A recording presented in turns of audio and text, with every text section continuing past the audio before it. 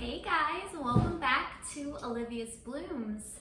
Today I am going to be creating a Scandinavian-inspired centerpiece. It's not exactly Scandinavian style, but it's sort of that same clean, natural, beautiful look. And I also was inspired by a centerpiece I saw by Epoch Floral on Instagram. And it is the end of December here. We put away all of our holiday decor, so I want to make sure we have still some beautiful outdoor inspired things around the house so that I don't miss that feeling of having a beautifully decorated home. So let me show you the ingredients that I'll be using. To start, I just have this brown ceramic bowl here, and you really want kind of a big wide bowl for something like this. And inside, I'm not going to lift it too high, but I just have another bowl of water because this is a planter, this brown ceramic bowl. So it has a hole in the bottom. Instead of plugging up the hole, I'm just putting another bowl of water in the middle, and I'll make sure all my stems go in there. What I'm going to be using today, so I did splurge and I bought some fresh flowers and branches. So I'm going to show you those first, but I'm also going to be using ingredients that I just foraged from outside. So the first flowers I bought, and I cannot remember the name, I'm going to look it up and put it on the screen, but look at this beautiful airy filler flower. And if you can see, I don't know if you can see, but it's white, but also there's just little hints of lavender, and I just love this. I want to know what it is. The structure almost looks like statice to me, but it's not statice. Beautiful airy filler. I also bought seeded eucalyptus. Not only does it look beautiful, but smells nice too. And these were on sale because it's after the holidays. And the last thing I bought, I would not normally buy these, but my two daughters both insisted that these were the most beautiful flowers that I had to have, which is hilarious to me. These are just some carnations, which to me never felt special. They reminded me of like an 80s corsage, but I'm glad my daughters inspired me because I think these will be a nice little pop of frilly, pretty, and sweet smelling goodness.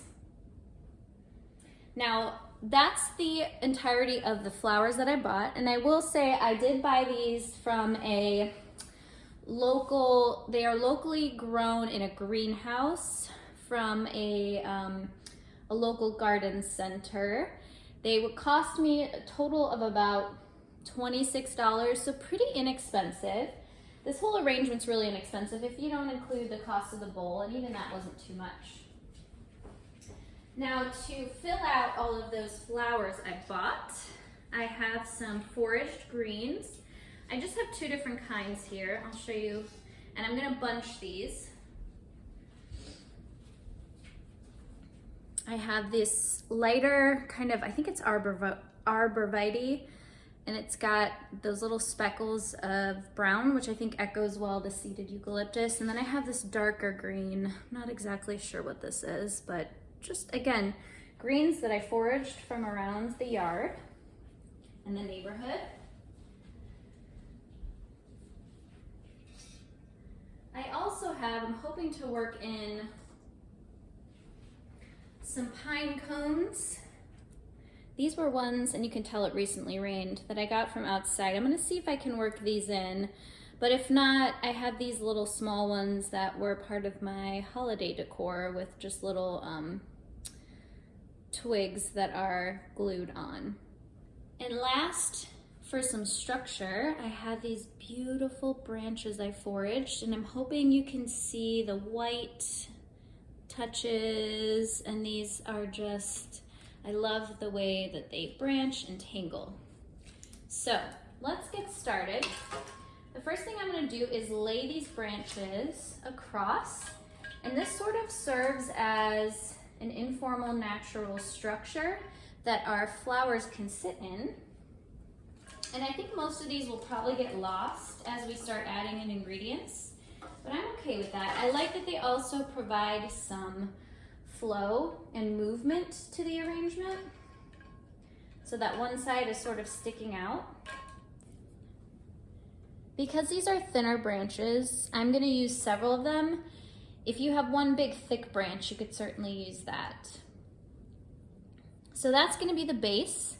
Next, I'm gonna build up with some of our greens.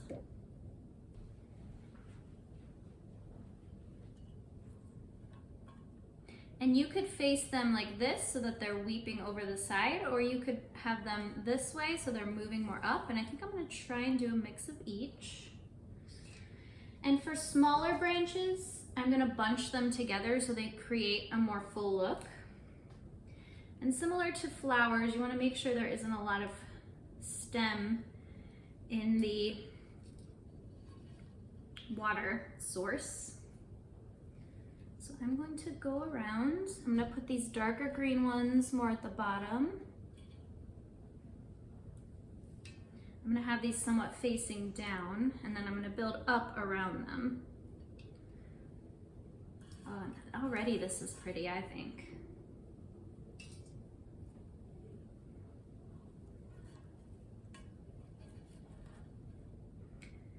And I've pre-cut everything just to make this job easier.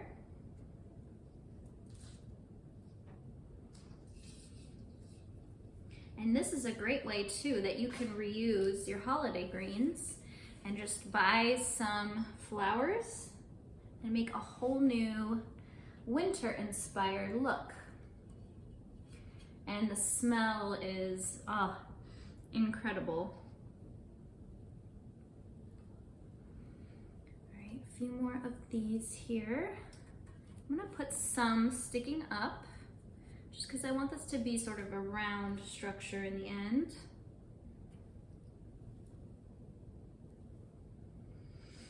And the water will help these greens stay fresher longer. And I've noticed that the greens that I forage versus the greens that I buy in the store, they do stay fresher longer. And you could always soak them as well, just to make sure that they stay even more hydrated, or some people even spritz them. I haven't taken it to that level, but who knows? Maybe to make this arrangement last even longer, I'll baby it a little bit more. Okay, I'm going around and adding the lighter colored branches. I'm already getting very excited about how this is gonna look. And I'm taking some of the more loose hanging ones and sort of draping them over the edge, again, to give them that movement. Oh, I wish you guys could smell this. It's like I'm walking through a pine forest. All right, I think that's a good base. All right, let me check on this side and see how it's looking. I need one more little bunch right here. There we go. All right, next I'm going to come in with my eucalyptus.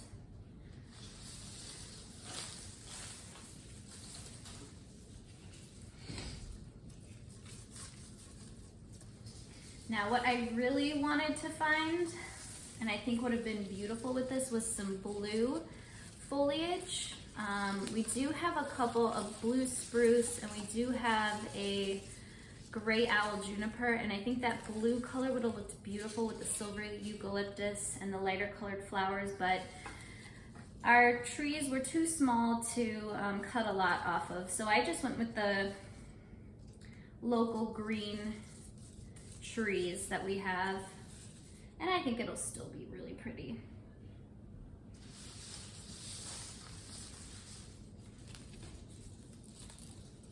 Again, I'm just tucking in the eucalyptus, making sure it's hitting the water.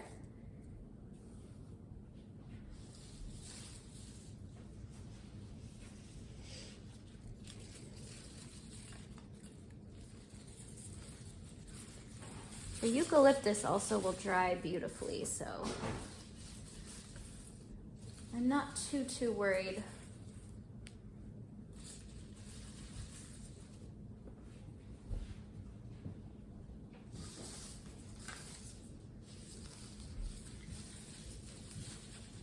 Now, what I really wanted to put in here and what would have been beautiful and is very Scandinavian style is some big succulents like an echeveria, or you could do small ones. And what you can do is just stick some sort of twig or some sort of stick up in the succulent and use it as almost like you would a focal flower, but I could not find good quality succulents at the garden center I was at.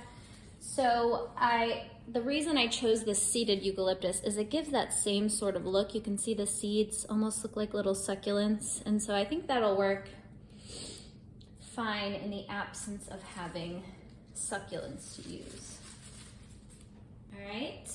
Next, I'm going to use and fill in with, just to give it some airiness, this filler flower.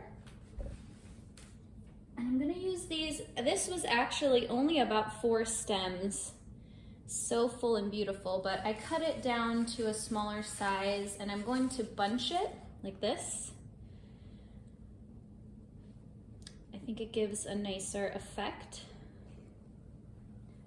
And still leaves that airy quality.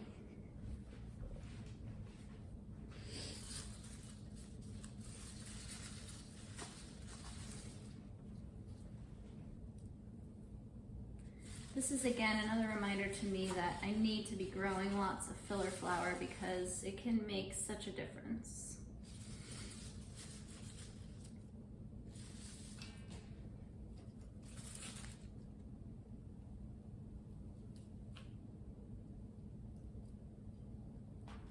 A little bit goes a long way.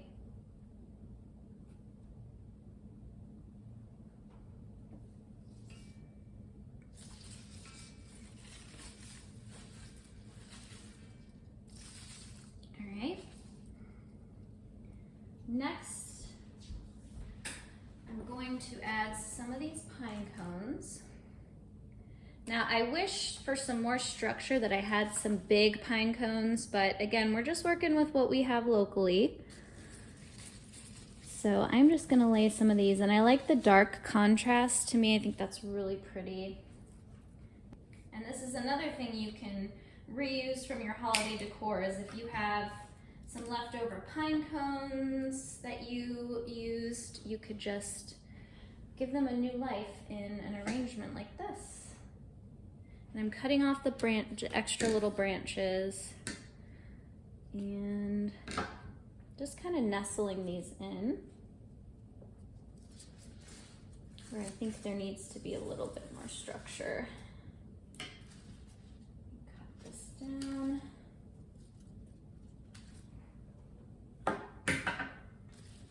And I can't wait to give you guys a close-up look at this. Let me show you how I'm just trimming these, and I can just see why everyone's into the Scandinavian design, because this is so beautiful.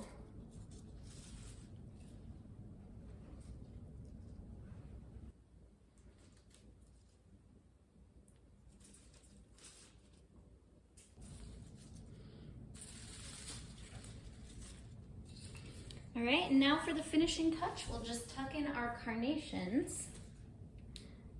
And I love that just the white adds so much to this. Now, in hindsight, I wish I had bought triple as many carnations as I had. I only have 4 stems. I think I had 5 and 1 broke along the way, but we'll make it work. I'm still gonna love this. If I have time, maybe I'll go to another floral shop and see if they have any white flowers I can add. But I love this, and I'm going to enjoy this hopefully for a very long time. This should be long lasting. I'm gonna cut this one shorter. Yep, needs to be a little shorter.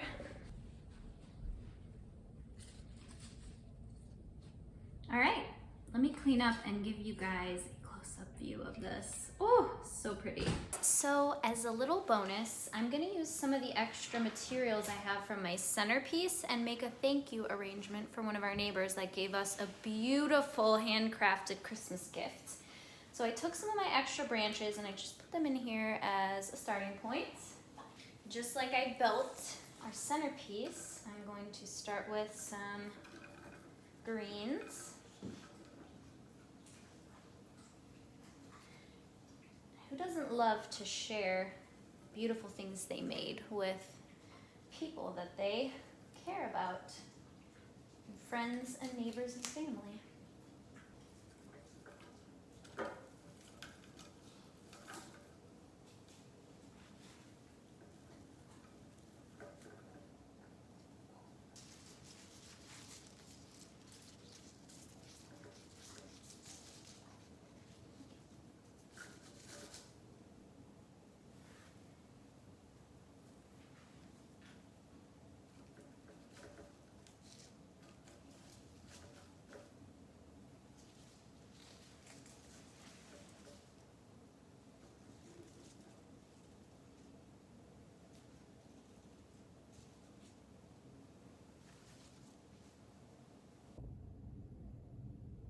Here is the finished product, and I am so in love with this. Not only does it look beautiful, but it smells amazing and almost distracts me from my dirty kitchen. And I'm just gonna flank it with some simple gold candles here.